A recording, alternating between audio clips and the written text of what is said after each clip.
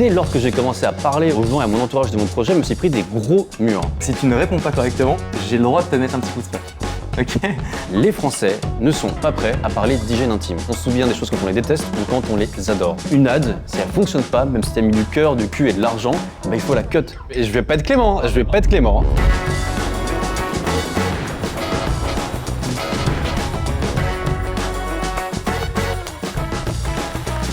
Web designer, scénographe, product designer, entrepreneur, tu cumules plus de 80 000 abonnés sur tous tes réseaux et tout ça tu l'as fait à seulement 25 ans. Mais moi j'ai envie de savoir derrière tous ces titres, qui est ce William? Eh ben bonjour Harold. Bonjour. Qui est derrière tout ça? Eh ben Oui. un jeune William qui a plein de rêves et qui s'est dit que bosser dans la vie c'était bien, mais se marrer c'était tellement mieux. Et je trouve que Boku, c'est la meilleure manière de le faire. Boku c'est quoi du coup, qu'on puisse déjà comprendre la typologie d'entreprise qui est quand même relativement particulière? Boku, c'est la start-up du bien-être aux toilettes en France. Concrètement, on vend et on propose des toilettes japonaises à la française et plus spécialement des produits qui te permettent de transformer tes toilettes classiques en toilettes japonaises en 10 minutes, sans travaux et surtout pour 10 fois moins cher. Ok, magnifique. On sent le discours bien rodé. D'ailleurs, tu me montrais là tout à l'heure en backstage que tu faisais des exercices de... C'est quoi ça? C'est quoi la dinguerie que tu nous... Mais en fait, c'est des exercices d'échauffement buccal, on peut dire, pour échauffer les lèvres, pour échauffer la langue et pour éviter de trop bégayer ou de mal articuler. Ok. Ce qui m'arrive quand même. Et alors, il y en a un, c'est on prend sa langue dans sa bouche et on va la frotter, faire des grands cercles contre ses dents, contre ses joues. Ok. Voilà, bon, ça donne ça, exactement. Ok. Et l'autre, c'est avec les lèvres. L'idée c'est de faire des hauts, bas, gauche, droite en contractant les lèvres. Ok. Cette Voilà. épisode commencerait très bien. Oui, voilà, C'est voilà, très bien. absolument. Et ça permet vraiment de pouvoir avoir une meilleure Ouais. élocution. Ok. C'est comme l'échauffement avant le sport, mais pour les lèvres. Magnifique. Bah écoute, j'espère que tu vas pouvoir bien éloquer, même si ça se dit pas du tout, parce que je vais te montrer un chiffre Ok. et tu vas me dire à quoi ça te fait penser. 168. Alors 168, c'est le nombre de litres d'eau qu'il faut pour produire un papier de toilette. Bien joué, c'est exactement ça, j'étais choqué. Et aujourd'hui, j'ai envie qu'on parle d'un sujet qui est comment est-ce qu'on arrive à rendre une marque pas forcément sexy, parce qu'elle vient d'un secteur qui ne l'est pas nécessairement. Comment est-ce qu'on arrive à trouver des techniques pour justement la rendre sexy? On rentre dans le vif du sujet. Ok. C'est quoi les étapes concrètement si jamais tu as envie de rendre une marque forte dans un secteur peu glamour? Je suis convaincu que même si le secteur est pas glamour, Ouais. on en tire forcément des bénéfices. Et ces bénéfices, ils sont voués à des émotions positives et positives. Donc, dès lors qu'on arrive à bien identifier, on va dire, les bienfaits d'un produit, d'un service, même s'il n'est pas glamour d'en parler, de parler du PQ ou des poubelles, mettons, il y a toujours un point positif à la finalité de cette histoire-là. Et quand on peut pas trop communiquer, mettons, voilà, pour les sex stories par exemple, sur Facebook, c'est hyper compliqué d'en parler. Et bah, ne parlons pas du produit technique, mais parlons des bienfaits, Ok. de l'apaisement, du côté positif au quotidien, contre la dépression, ce genre de choses. Donc, il faut savoir bien identifier pour moi vraiment ce qui fait que ton produit, malgré ton secteur pas cool, fait comme bon fait sur la santé, sur le corps, sur l'esprit. Une fois que tu arrives à mettre le doigt précis sur ces petits 5% de l'aventure qui sont vraiment très positifs, il faut tirer ces 5% et en faire toute une communication positive. Est-ce que ça veut dire que toi, tu as décidé de lancer Boku parce que tu t'es dit de cette stratégie d'aller dans un secteur qui n'est pas forcément très sexy, je vais apporter ma patte, ma com, on va y venir après, et donc je sais que je vais être différenciant, et où parce qu'un jour tu étais au Japon, tu t'es dit putain c'est sympa le petit jet, pourquoi pas le faire en France? C'était quoi le... Alors, Un peu des deux. ni l'un C'est vrai ni l'autre. En Ok. fait, Boku, la genèse, si tu veux, bon, on se souvient tous du Covid, Ouais. et certains d'entre nous se souviennent des pénuries de papier toilette qu'il y a eu pendant le Covid. Ouais. Et moi, je m'en souviens bien. Et en fait, quand j'ai été confronté à ça, j'achetais du PQ pour mes grands-parents qui étaient en banlieue parisienne, et c'est devenu un petit peu compliqué d'en acheter pour eux. Ils m'ont dit, t'inquiète fiston, on a un bidet à la maison. Et je me suis dit, mais génial, mais moi, si j'ai plus de PQ demain, j'ai pas de bidet, et j'allais pas m'acheter des toilettes japonaises à 3000 balles. Faut faire des travaux, faut être propriétaire, ça coûte super cher, un enfer. Et c'est là où je me suis rendu compte qu'il n'y avait pas d'entre-deux satisfaisant. Et si tu veux, donc je me suis dit, ok, Boku, ça va être ça. Ça va être l'entre-deux accessible des toilettes japonaises qui font un carton au Japon, Ouais. mais pour les Français. Et la première chose que tu fais quand tu construis un projet, avant de te rendre compte que tu veux faire de l'humour et tout ça, c'est de te confronter un peu au marché. Donc de faire une étude de marché. Et dès lors que j'ai commencé à parler aux gens et à mon entourage de mon projet, je me suis pris des gros murs. Pourquoi? Parce que les Français ne sont pas prêts à parler d'hygiène intime. Ils sont pas à l'aise, Ok. ils sont coincés du cul littéralement, tu vois. Et dès lors que j'ai commencé à intégrer de l'humour dans mes sondages, dans ma manière de communiquer, j'avais beaucoup plus de retours. J'ai pas eu l'idée de faire de l'humour pour faire de l'humour et être différenciant. J'ai dû faire de l'humour pour pouvoir lancer le projet et communiquer. tu identifies un problème, une problématique marché, et tu dis, putain, avec l'asset de l'humour, ça va me permettre d'aller plus vite et de faire mieux, de me différencier. Est-ce que c'est plus facile, plus compliqué? Est-ce que c'est la bonne stratégie adaptée? Est-ce que si demain quelqu'un nous regarde et a un produit des moins sexy, ils doivent se dire, il faut forcément que je plug de l'humour? Est-ce que c'est un petit peu la secret sauce, ou est-ce que être décalé, c'est pas forcément que de l'humour? Il y a environ 200 questions dans cette même question. Oui. Je te laisse la traiter par où tu... Clairement. Alors, je ne considère pas que dès qu'on touche à un secteur qui est peu glamour, il faut en parler avec humour. Des fois, ça passe, des fois, ça casse. Il faut vraiment être à l'écoute de son audience. Il y a des sujets qui sont peu glamour, mettons voilà, la mort, le décès, et c'est pas pour autant qu'il y a des entreprises qui traitent ce genre de problème-là qui font de l'humour. Pourtant, elles arrivent à convertir. Donc, des fois, c'est OK d'être dans un secteur qui est pas hyper kiffant et de ne pas le rendre kiffant, mais d'être pro, d'être bien et d'être clean dedans et de faire mieux que le reste. Se positionner au-dessus de ses concurrents, ça peut être fait de plein de manières, je pense qu'on en parlera après. L'humour, la communication, l'image en fait partie, mais pas que. Et alors tu peux me répéter tes 199 questions du coup? Alors la 192e, non, en vrai non, mais est-ce que c'est complexe de devoir plugger l'humour alors que c'est pas forcément ce sur quoi tu as reposé ta structure au démarrage? Alors je pense que oui, mais moi j'ai eu de la chance de plugger l'humour quasiment au départ. Au démarrage. Si tu veux, c'était à l'étude de marché même. Okay. Donc dès lors que tu commences au début, bon, il n'y a pas trop de soucis. Et tu me parlais de personnalité. Alors moi j'ai une personnalité très humoristique, je suis pas d'énergie, j'adore la vie et tout ce qui va avec. Mais je me suis pas dit je vais créer une boîte pour moi. Ouais. Quand tu crées une boîte, c'est pour tes clients, c'est pour les autres. Et il faut pas penser qu'avec son cul, comme on dit, chez nous, chez Boku. Et donc l'humour, oui, mais pourquoi, à quelle fin? Il faut faire la différence entre la marque de nos rêves et la marque rêvée des clients. Est-ce que si demain tu te rends compte que l'humour ne fonctionne plus chez Boku, tu serais prêt à devenir une marque sérieuse si jamais c'est ce que tes consommateurs te demandent? Franchement, oui, parce qu'il faut être à l'écoute de son marché. Et ne pas le faire, c'est avancer à l'aveugle, et driver une boîte à l'aveugle, bah ça la coule. Donc franchement, oui. Par contre, je compenserai avec d'autres projets plus humoristiques en parallèle. Ok, parce que ça, c'est fondamentalement ce que j'aime bien. Caractère. Ok, enfin, c'est touchy, mais tu parlais d'un domaine comme celui de la mort, qui est, je pense, le plus hardcore. Comment tu fais pour communiquer sur ce sujet de manière plus sexy, j'ai pas d'autre terme, sans user de l'humour, parce que oui, c'est un petit peu chaud de taper des barres sur ça. Comment tu fais? Donc bon, il y a plein de manières de se différencier dans un secteur. Là, ce qui est bien, c'est que la mort, a priori, ça sera jamais glamour pour aucun des concurrents. Donc ça, c'est la base, si tu veux. C'est comme pour les cigarettes. Dans tous les cas, ça donne le cancer, on peut pas dire que c'est bon pour la santé. Donc on met tout le monde sur le même piédestal. De là, on se dit, ok, moi, voilà, j'ai un proche qui décède, qui meurt, il faut que je l'enterre, il faut qu'il les obsèque, machin. Qu'est-ce qui va m'importer? La première chose qui me vient à l'esprit, pour moi, c'est la peine opérationnelle. Je veux que ce soit tranquille. Déjà, c'est une étape pas facile à vivre, mais alors si elle peut être facile opérationnellement et en termes de logistique à gérer, c'est parfait. Donc on s'occupe de tout. Et pour moi, une marque demain d'obsèques un peu en mode DNVB qui s'occupe de tout, c'est l'offre clé en main pour que vos proches se reposent en paix à jamais, tu vois. Ouais. Et c'est pas besoin, c'est en 3 clics. L'adresse, machin, on vient, on s'occupe de tout. C'est rassuré. Ok, hyper intéressant. Si je reviens sur la partie Boku avec le positionnement un peu décalé dont tu parlais, j'imagine que le branding de ton entreprise doit être en adéquation avec la tienne en tant que fondateur. Je sais que tu prends la parole beaucoup sur les réseaux, avec des contenus qui sont vraiment décalés de ouf. Est-ce que l'un doit aller avec l'autre? Quel est l'asset qui fonctionne le mieux? Est-ce que c'est le tien en tant que fondateur et CEO? Et ou est-ce que c'est la page entreprise de tes différents réseaux? C'est quoi la ventilation et ce qui te permet de ramener réellement le plus de business? Ça, c'est des très bonnes questions. Alors déjà, il y a le... j'en prie. Ça va il y a le William Boku et il y a le William Entrepreneur, qui sont déjà 2 personnalités à différencier. On trouve du William Boku sur la page de Boku et sur ma page à moi perso, et on trouve du William Entrepreneur sur ma page perso aussi. C'est le William Boku qui va remporter la mise. Ce qui est intéressant, c'est qu'on a beau, par moment, produire des vidéos qui coûtent très cher, avec des machins, des cascades et tout ça, dans lesquelles je ne suis pas, elles vont toujours moins bien fonctionner qu'une vidéo simple de moi qui me prend en selfie, qui fait une vidéo pour annoncer une promo. Celle-ci fonctionnera toujours mieux. Et on fait ce qu'on appelle sur Insta et sur Facebook du whitelisting, où en fait les publicités sont propulsées via mon compte Instagram. Donc c'est pas sponsorisé par Boku, c'est sponsorisé par William. Et ce qui se passe quand un client potentiel voit ça sur les réseaux, il se dit ah putain, c'est pas une marque qui me vend un truc, c'est un humain qui me conseille un objet. Et il se passe quelque chose émotionnellement. Quand c'est une entité artificielle telle une marque vs un vrai humain qui parle derrière une vidéo, ça fait la différence. T'as combien sur Insta? J'étais sur LinkedIn, c'est mon premier réflexe que je suis un boomer. Je crois que je dois être à 30 000 et des brouettes. Ah oui, ok. William Montagu. 42 000. Autant pour moi. Donc toi, tu as déjà ta commu. Tu peux traiter d'un sujet qui n'est pas très glamour de manière gaulerie. J'essaie juste de me projeter sur un assureur qui rentre dans un game qui est vraiment pas sexy, mais pour autant tu peux pas non plus en taper des barres parce que le CMO ou le PDG ou le CEO d'un assureur, c'est quand même plus complexe. Comment tu fais, tu vois, si tu peux pas te servir de l'asset de la personne, tu es obligé de passer par la page d'entreprise. Comment est-ce que tu arrives quand même à avoir un discours qui reste un peu gaulerie, un peu frais, qui fonctionne et qui te permet de sortir du lot? Concrètement, la réponse est toujours un peu sous nos yeux. Si tu veux, faut se baser sur la réalité. Et quand on fait de la pub ou de la communication, un truc qui fonctionne bien, c'est un peu la résonance émotionnelle. À savoir, est-ce que je vais m'identifier au contenu que tu vas me projeter sous les yeux? Ouais.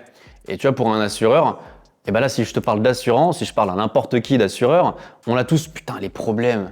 On connaît l'assureur qui parle 3 heures au téléphone, qui dit oui, mais il faut appeler un autre monsieur, il faut appeler une autre madame. Truc de ouf, c'est comme le déménageur qui vient avec un trop petit camion, qui arrive en retard ou avec l'arrêt qui dépasse, tu vois. Et ça, c'est plein d'éléments auxquels on va tous s'identifier. Et on peut les tourner en ridicule. On peut les tourner comme McDo peut le faire avec Burger King, par exemple. On peut tourner en ridicule sur des situations pour dire qu'avec nous, ça n'arrivera jamais. Okay. C'est-à-dire que le service n'est pas glamour, il ne le sera jamais, c'est de l'assurance. Par contre, t'assurer, c'est marrant ça, t'assurer que les situations de merde qui peuvent arriver chez un assureur classique n'arriveront pas chez nous, parce qu'on est les meilleurs, en tournant le truc de manière un petit peu drôle, ça peut être pas mal. Bah surtout que c'est vrai que je pense qu'il y a tellement de contenu, tellement de bullshit sur plein de trucs que tu as un moment où peu importe les sujets, tu as envie de les traiter avec un peu d'authenticité, de naturel, de spontané, de réalité. Et par contre, on parle beaucoup de B2C. Est-ce que sur les sujets de B2B, ce que j'imagine que même chez Boku, vous avez potentiellement imaginé je sais pas, être présent sur tous les toilettes publiques de France, tu vois, est-ce que cette vibe, elle marche ou est-ce que c'est un frein? C'est un petit peu à double tranchant. Au début, on considérait vraiment la communication B2C différente de celle de la communication B2B. Mais on s'est rendu compte que derrière les mecs en B2B, il y avait des humains qui nous connaissaient de B2C. Et en fait, si tu veux, sur notre site web, on a une partie, ou même quand on envoie des emails, où on met beaucoup moins d'humour pour le B2B. Mais ce sont des personnes qui nous connaissent déjà toujours d'avant sur le B2C. Et donc, on a besoin de les convaincre en tant qu'humains, avec notre humour drôle Boku. On a besoin de convaincre leurs supérieurs qui ne connaissent pas forcément ou la compta, avec une presse bien carrée, avec beaucoup moins d'humour. Donc, les deux, en fait, s'entremêlent. Maintenant, quand tu vas entrer dans des grands groupes d'hôteliers, genre Accor Hôtel et tout ça, tu peux pas t'amuser à mettre du prout-prout partout. Par contre, le mec qui reçoit le dossier, tu peux lui mettre du prout-prout un petit peu dans l'email, parce que lui, il va être heureux d'être content avec ça. Okay. Il va kiffer. Tu peux l'appeler, machin, Boku, machin, mais oui, j'adore vos vidéos, j'ai vu ça. Et donc, c'est à double tranchant. L'un nourrit l'autre. Ok, hyper intéressant. Je te montre une deuxième petite pancarte. À ton avis, quelle est l'application qui est la plus consultée aux toilettes? J'aimerais dire Insta. Je te laisse une deuxième chance, parce que ce n'est pas Insta. C'est une application, ça va être les messages alors? Non plus. L'âge de ma langue au chat. Ok, c'est ta banque. Oh putain. J'étais choqué. Par rétrospection, sur mes derniers passages aux toilettes, je me suis rendu compte qu'effectivement j'avais checké 2-3 fois mes comptes, mais j'avais l'impression que tu vois, c'était d'autres contenus, genre Insta, TikTok, machin, c'était les réseaux sociaux, tu vois, de manière générale. Wow. Et donc, parce que tu te sens en sécurité dans tes toilettes, peut-être personne ne te regarde, tu peux regarder tes comptes. Parce que t'es seul pour pleurer en disant putain, moins 2000, j'en ai marre. Ok. On a parlé de la communication au sens large, de la partie B2C, B2B. Moi, j'aimerais aussi savoir si, quand tu prends la parole d'un sujet, donc pas très corpo, de manière sexy, et que tu l'appliques sur les différents réseaux sociaux, est-ce que tu dois adapter les messages, les codes, la manière de prendre la parole sur un LinkedIn versus sur un TikTok, tu vois? Parce que la cible n'est pas du tout la même. 200%. Et au-delà d'adapter ce qu'on appelle le tone of voice, le ton de voix de communication, il faut aussi adapter le format. C'est hyper important. Moi, déjà, quand je communique sur LinkedIn, c'est pour attirer du B2B sur Boku. Donc, je vais mettre toujours un peu d'humour pour montrer qu'on est différenciant, mais je vais être moins calé product et plus vision, plus engagement. Pourquoi nous plutôt qu'un industriel, je sais pas, en Europe de l'Est, ce genre de choses, tu vois. Okay. Sur TikTok, ça va être hyper proche. On va être très proche des gens, on va faire des fautes d'orthographe volontairement, on va faire des abus de langage. Pourquoi tu fais des fautes d'orthographe? Parce que quand on fait une faute d'orthographe sur une description, et je pense que tu dois le savoir, des gens la relisent. Je dis quoi, attends, mais qu'est-ce qu'il a écrit? Pourquoi il a écrit ça ou ça? Et je comprends pas. Et quand tu relis, la vidéo est vue 2 fois, elle est davantage boostée par l'algorithme. Je pense que tu peux creuser un peu là-dessus, parce que je trouve que c'est intéressant. Alors, on rentre un petit peu dans... On est en haut de funnel sur la partie sexy, etc. Là, on rentre un peu plus sur la technique. Mais ça, c'est une vraie strat. Du coup, la partie je fais des erreurs, volontairement, je vais mettre en avant un truc qui peut irriter des gens parce qu'il y aura plus de commentaires ou non. Est-ce que ça veut aussi dire être un peu clivant et donc se faire à la fois une audience qui t'apprécie et une autre qui te déteste? Parce que c'est comme ça que tu peux aussi sortir du lot. Parce que je pense qu'on sait tous que quand tu es un peu tiède, tu plais à un peu personne, tu vois, ou en tout cas à tout le monde, mais de manière un peu middle. Ouais. C'est quoi ta position par rapport à ça? La même que la tienne, c'est-à-dire que tout ce que tu as dit, je suis d'accord avec toi. C'est-à-dire que oui, il faut être absolument clivant. Effectivement, si t'es moyen, t'es moyen. Et personne ne se souvient de la moyenne. On se souvient des choses quand on les déteste ou quand on les adore. Dans les deux cas, on en parle et on s'en souvient. Et nous, Boku, c'est ce qu'on fait. Typiquement, dans nos vidéos, il y a des choses Alors, on va pas appeler ça des éléments clivants, mais on va appeler ça des éléments de surprise, des agitateurs comme on les appelle chez nous. Ok. C'est sur 100% d'une vidéo, ça va être genre 3%, 3,5% qui sont très choquants ou dérangeants. Ça va être moi qui me balance du Nutella partout sur le visage pour imager le PQ qui fait pas le boulot aux toilettes, tu vois. Chiche. Ok, d'accord. Ah oui, Tu vas jusqu'à. Ok. Ah bah oui, mais il faut y aller. Et ça, tu vois, dérangeant. C'est mouler un faux caca sur une assiette et le manger, tu vois. Et putain, merde, personne n'a envie de voir ça. Attends, mais je peux tout voir le ça, moi. monde s'en souvient. Tout le monde s'en souvient. On a passé par une influenceuse qui ça a fait limite un bad buzz parce qu'elle a fait cette chose-là. On avait l'impression qu'elle avait chié dans son assiette en fait. Et dans les commentaires, elle s'est pris un scud phénoménal. Pas parce que c'est mal passé quoi. Les gens se sont vraiment dit mais elle est folle. Mais pour toi, c'est quand même une réussite? C'est une réussite. Le réel, il a explosé, tout le monde connaît beaucoup. Enfin, non, c'est bon, ça c'est une super réussite. Donc- et si tu veux, surtout, une fois, et je me permets de t'interrompre, une fois qu'on touche les gens sur l'algorithme avec une vidéo qui les fait jaillir un petit peu, nous après, on les retarget. Et les gens comprennent de quoi on parle. Mais le premier touchpoint, il est hyper fort. Il faut surtout qu'il soit ultra impactant. Donc ça veut dire que si tu fais ce Reels, que ce soit toi ou avec un partenaire, d'un truc un peu crade, les commentaires sont pas forcément positifs. Par contre, il y a eu de l'interaction. Comment tu fais ton retargeting, pardon. C'est quoi concrètement le message que tu vas envoyer et comment tu le fais? On reprend de l'humour, mais de moins en moins fort, simplement. Okay. Il faut qu'on reprenne un peu cette touche d'humour un peu décalée, parce que sinon les gens ne comprennent pas qu'on est la même société. Et il faut de base que dans la vidéo très choquante, la première, on parle du produit, on parle de la marque et du pourquoi et du comment. Okay. Sinon, il n'y a pas assez de liens. Okay. Ça, c'est sûr et certain. Si tu montais une vidéo, soit la vidéo dont tu es la plus fière, soit la vidéo qui a fait le plus de vues ever sur Boku ou sur William, William, tu me sortirais laquelle là? Donc là récemment on a fait une vidéo avec Jean-Marie Bigard, par exemple. Oula, ok. Et voilà, en parlant de clivance, là en veux-tu, en voilà. Et donc c'est pareil parce que tout le monde le connaît, tout le monde sait qu'il fait un peu tout et n'importe quoi, et c'est ce qu'on veut. C'est-à-dire que quand tu veux aller viser une autre poche d'audience, tu vas aller viser une poche d'audience qui est réceptive à ce genre de message. Et quand tu veux rentrer dans le mass market, on en reparlera peut-être après, et viser les personnes qui vont avoir plutôt 50 ans à la maison, et tu prends du Bigard, tu vois. Ouais. Tu mets dans une vidéo et tu lui fais parler de cul pendant une demi-heure. Et ça, les gens adorent. Il y a des gens qui aiment pas du tout, mais on s'en fout parce qu'on va en toucher qu'une partie. Et alors là, la vidéo que je vais te montrer depuis tout à l'heure, alors c'est une vidéo qui est en organique sur YouTube, a fait 1,5 million de vues. En organique? Ouais. Sans parler du coup en ads, à quel point est-ce qu'on a pu la propulser. C'est quoi les ratios en général entre organique et l'ads que tu mets derrière? Ça dépend un peu des contents ou t'as un espèce d'ordre? Nous, les vidéos, en fait, on les conçoit toujours pour du paid et on les poste parfois en organique. D'accord, ok. Donc l'organique, c'est un bonus. On a un potentiel viral chez Boku qui est considérable en organique, mais qu'on n'arrive pas encore à maîtriser parce qu'on est un business d'acquisition et qu'on se focus là-dessus. C'est moi, en fait, qui suis sur des toilettes, sur un 4x4. Tu vois, j'ai vu passer. Au milieu de la montagne. Ok. Et en fait, je montre aux gens qu'il est hyper facile d'installer Boku sur ses WC. Même dans les conditions extrêmes. Même dans les conditions extrêmes. Ouais, exactement. Et je leur montre par A plus B que le PQ, ça nettoie pas, ça ne fait qu'étaler. Voilà. Et combien la prod? Autour de 20 000 €, quelque chose comme ça. Et ça, les retombées, ça t'a fait gagner combien? Je pourrais même pas te le dire. Mais plus de 100 000? Sans doute, ouais. Plus de 200 même? Oui, on a beaucoup, c'est une de nos top spend ads cette année, donc oui. Oui, plus que ça, oui. Et si tu mets 20 000 du coup sur une vidéo comme ça, combien tu mets en ads à peu près? C'est hyper intéressant parce que tu vois, souvent nos clients nous disent j'ai fait la prod, c'est bon, that's it. Alors qu'en fait, c'est une partie du job, surtout quand tu es en B2C. Sûr. Et ça, je pense que c'est bien de l'éduquer. Tu vas te montrer que ton 20K sur une prod, c'est en fait ton 20% de ta dépense globale. C'est même pas. C'est même moins. Autant on peut dépenser 20 000 € pour faire une vidéo, on peut dépenser genre 500, 600 000 dessus, ce qui nous est déjà arrivé. Okay. Autant on peut dépenser 50 000 dans une vidéo, dépenser 2000 balles et se rendre compte que ça fonctionne pas. Okay, et là, c'est là où on fait toute la différence entre un business de cœur et d'esprit, si tu veux, ou est-ce que tu laisses plus ou moins tes émotions rentrer en compte dans ta prise de décision. Une ad, si elle fonctionne pas, même si tu as mis du cœur, du cul et de l'argent, il faut la cut, il faut arrêter. Okay. Donc voilà. Tu penses qu'il faut réussir à être déterminé mais pas entêté? Il y a un moment où tu dois dire ok, les gars, ça marche pas, même si on a dépensé de l'argent en prod, that's it, ça fait partie de l'A/B testing, des tests qu'on a fait, l'itération. Parce qu'on est d'accord que sur des contenus d'acquisition, t'as un moment où tu dois A/B tester continuellement en fait. Oui, alors tu A/B testes beaucoup les hooks et tout ça, t'es pas censé A/B tester des concepts walou à gogo non plus. Ouais. En théorie, si tu fais bien ton taf, on va dire de creative stratégiste, tu sais de quoi il faut parler, comment il faut en parler et à qui il faut en parler. Okay. Donc l'A/B test, il est pas censé être à foison et tout ça. On A/B teste des petites sections dans des vidéos où on sait déjà qu'elles vont fonctionner. Après, au début, quand tu connais pas ton marché, là c'est normal de tester différents concepts à foison, c'est normal, c'est ok. Ok. On a parlé très rapidement et j'ai vraiment envie qu'on en fasse un focus de la partie donc media buying. Donc media buying, c'est l'argent qu'on dépense sur les réseaux sociaux pour pouvoir faire pousser les contenus. Ouais. J'ai vu que tu dépensais en moyenne 2 millions d'euros sur Meta, c'est ça?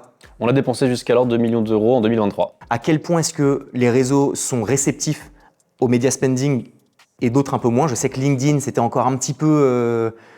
les gens sont un peu réfractaires. Est-ce que tu as un peu des insights sur ça? Pour être capable de dépenser 2 millions sur Meta, il faut pas juste avoir 2 millions et les balancer sur Meta. En fait, en ads, quand tu es une boîte qui est rentable et qui n'a pas levé des fonds à foison, t'as pas le choix que d'être héroïste sur ta vision des choses. Et en fait, Facebook, Meta, t'empêche d'être héroïste si t'as pas un écosystème autour de Meta qui est hyper solide. Et je vais m'expliquer pourquoi. Concrètement, pour dépenser 2 millions sur Meta, il faut être excellent en email, excellent en influence, excellent en relations presse, excellent en TV, excellent en affiliation, excellent sur YouTube, excellent sur Google, excellent en SEO. Il faut être excellent sur tout, sinon tu peux pas spend 2 millions sur Meta. Parce qu'on a spend 2 millions sur Meta, mais combien est-ce qu'on a spend à côté? Ça, on n'en parle pas aussi. C'est un écosystème qui profite à tous. Tu peux pas avoir une équipe de foot avec un mec super fort et le reste qui est éclaté au sol. Ça ne fonctionne pas. Parce que quand tu nous vois une fois sur Facebook et qu'on nous revoit une fois sur Google, puis sur YouTube une belle pub, puis tiens un article en SEO sur Boku, sur la toile japonaise, là les gens achètent. Et en fait, ça fait baisser tous les coûts d'acquisition drastiquement quand tu as plusieurs touchpoints avec des tonalités et des approches différentes avec un seul et même client. Et au-delà du fait que ces touchpoints doivent être pertinents, donc bien ciblés avec le bon contenu, il faut qu'ils soient aussi mémorables. Et c'est là où la brand rentre en jeu. C'est là où ton ton de voix va faire la différence par rapport à tout un écosystème parce que tu es Boku, tu parles de telle sorte, parce que ton nom transpire la rigolade, l'humour et que tes clients transpirent la satisfaction. Et à ce moment-là, chaque touchpoint, que ça aille du flyer dans ton produit ou de l'article sur SEO ou de l'influenceuse ou de l'influenceur qui parle de Boku en l'essayant en live, c'est la même chose. Et tout ça profite. Et si on revient bien sur notre sujet qui est sur des secteurs qui sont peu sexy, des boîtes qui vont commencer à communiquer sur l'image de marque au sens large, etc. Quels sont les métriques et KPI qui permettent aux démarches de dire « Ok, je commence à avoir un bon positionnement ». Ce qu'on en a parlé un petit peu en off tout à l'heure, tu me disais que tu as des moments où il faut aussi pouvoir être agile sur le fait de se repositionner parce que l'attraction marche un peu moins, parce que la cible est un petit peu moins réceptive à un positionnement. Comment tu fais pour traquer un peu ça et de savoir que tu vas dans la bonne direction? Hyper intéressant. Une métrique qui fait un carton et auquel on pense rarement à la maîtriser, c'est via des surveys post-achat. Ok. Ça fonctionne surtout sur un marché concurrentiel. Comment savoir que ton branding, que ton image de marque ou que ton storytelling est meilleur qu'un autre ou adapté simplement à ton marché? Nous, dans toutes les questions qu'on pose aux gens, il y a pourquoi Boku, pourquoi ci, pourquoi ça, quels étaient vos freins, pourquoi vous avez acheté et tout ça. Il y a une question, c'est pourquoi nous plutôt que les autres? Alors là, qui répondent, ah, les médias, la présence médiatique, d'accord, ah, machin. Et on s'est rendu compte que beaucoup de personnes répondaient par l'image, les couleurs, le logo, vos blagues. Et ça, c'est le branding. Donc à prix équivalent, voire à prix plus cher parce qu'on est les plus chers du marché, les gens préfèrent s'adresser à nous parce qu'ils se reconnaissent dans la communication. Et quand ils vont aux toilettes et qu'on parle d'hygiène intime et de dos dans les fesses, ils ont envie de se marrer. Ils veulent pas une communication institutionnelle.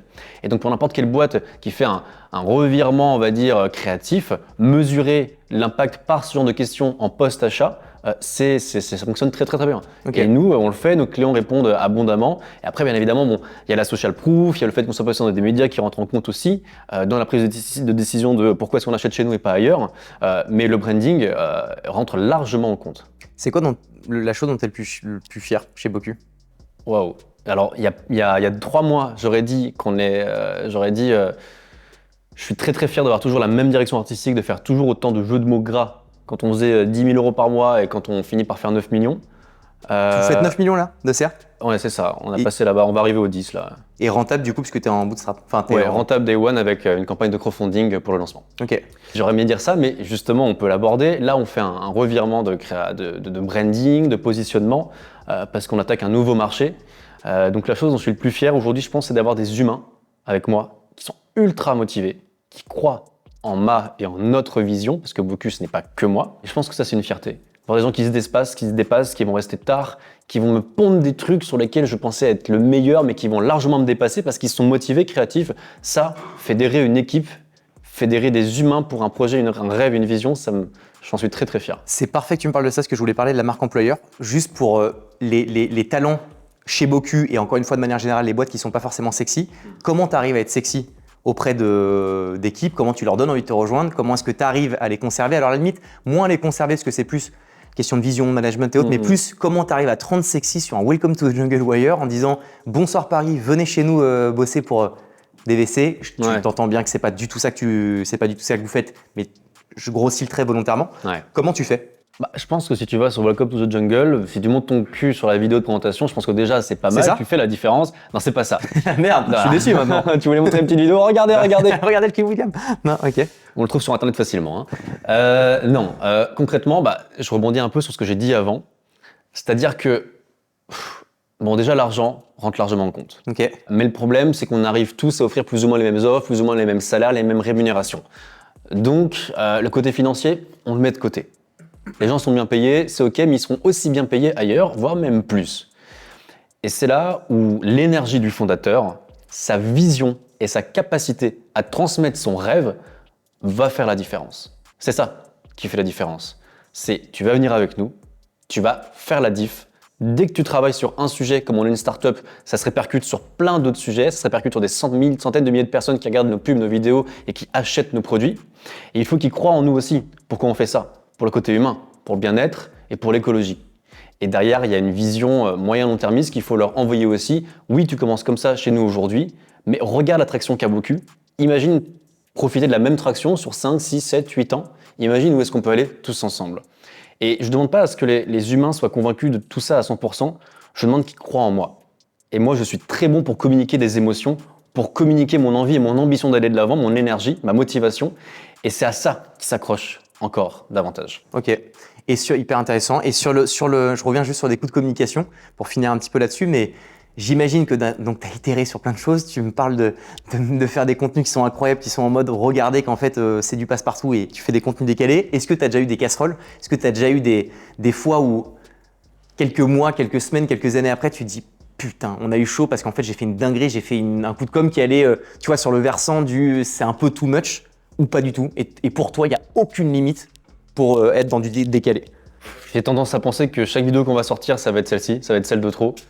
Parce que plus ça va, plus on fait n'importe quoi. Il y a plus de la sous-performance par moment, mais pas d'indignation phénoménale. Et si, je me souviens d'une indignation phénoménale. Voilà. Alors, c'était pour la fête de la musique de l'an passé. On avait publié une vidéo d'un artiste qui fait de la musique en live. Mais alors, il y a une spécificité à ça. Il fait de la musique sur des humains. Et il y a une spécificité à ça. Il fait de la musique sur les parties intimes des humains, à savoir les fesses et les poitrines. Et donc, on a récupéré une de ces vidéos. On l'a taguée, tout ça, bien comme il faut. Et en fait, la vidéo est volontairement coupée de sorte à ce qu'on voit lui faire du tam-tam sur des culs. Le souci, on va dire, c'est que vu comme c'est cadré, on a l'impression, avec la gravité, les hanches qui descendent et tout ça, le gras, tout ça, on a l'impression qu'il s'agit que de cul de femmes, de fessiers féminins, quoi.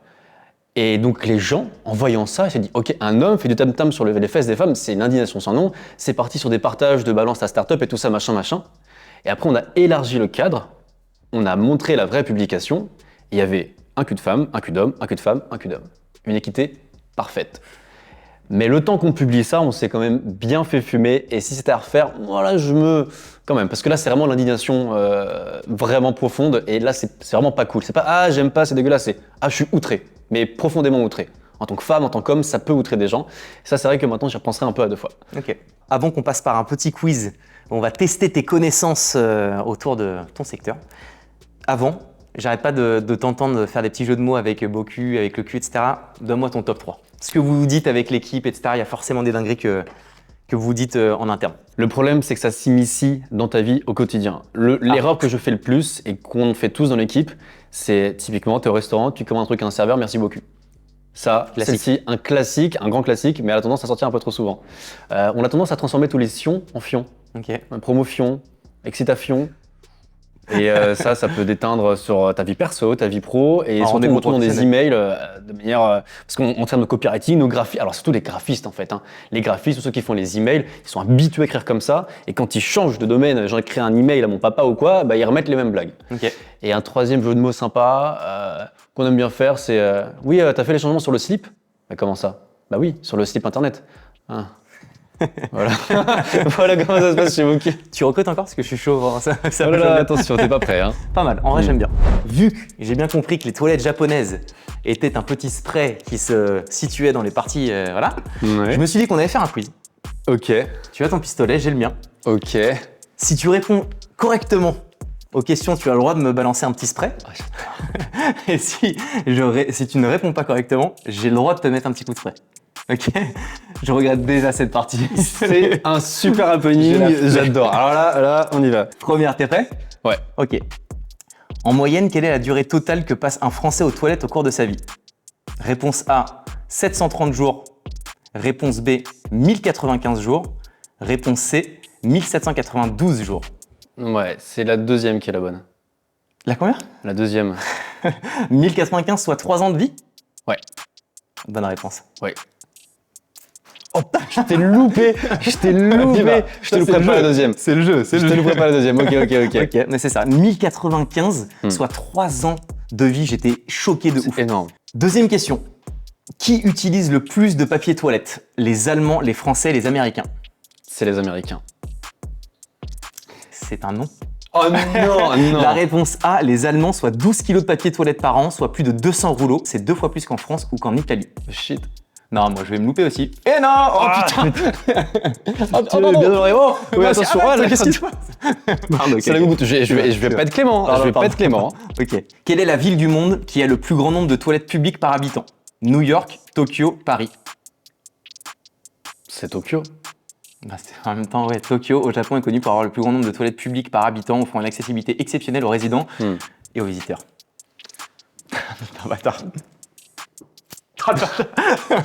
Attends, mais par contre, tu t'es rapproché beaucoup trop. Non, mais oui, il faut. Dernière, mais ça c'est sûr que tu le sais. Combien de litres d'eau une chasse d'eau classique utilise-t-elle en moyenne par flush? Tu le sais ou pas? Ouais, en moyenne, c'est entre 8 et 9.